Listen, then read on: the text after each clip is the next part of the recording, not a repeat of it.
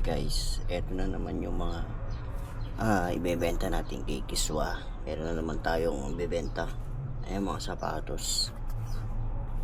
Mga maganda po. Ganda pa ng mga sapatos. Ito mga bigay lang.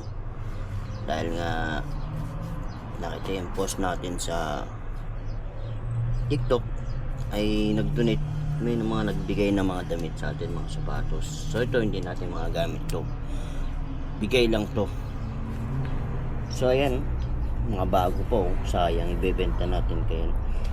So gawin kaya natin dito no, yung mga to i-ano natin, ibenta natin sa ano, i-live selling natin, no? So sayang oh, ang ganda po, grabe oh, ang bata. So may sapatos din oh. Ayan oh, kita nyo. Pares pa. Ayan. Ito. Pares pa oh. Yan oh.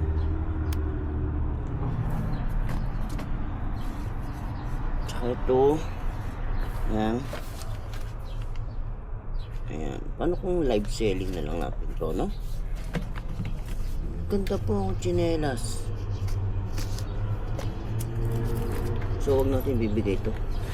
Sayang. Ito pa oh. Patos. Ayan. Grabe ang ganda. Ang ganda pa ito po oh. Bago pa. Pwede pa. Pwede pa itong ano. Pwede pa itong mga magamit. Ayan. Huwag natin ito ibenta. Bag. Ayan. Bag. So live selling na lang natin to. Huwag natin ibebenta. Sayang ah.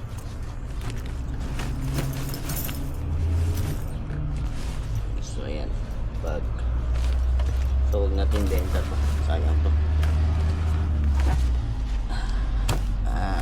Mabebenta pa natin ng mas maganda to pag live selling natin. So yun, sa nagbigay ng mga gamit, mga sapatos. Ayan, maraming salamat sa tulong nyo. Ayan, kahit pa paano nakatulong kayo sa akin. Ayan. Ito ay live selling natin. Tapos ito mga to, ayan, magbigay din. Ang ganda po.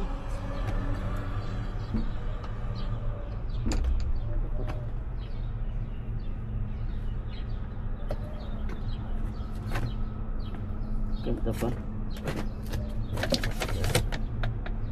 So yun.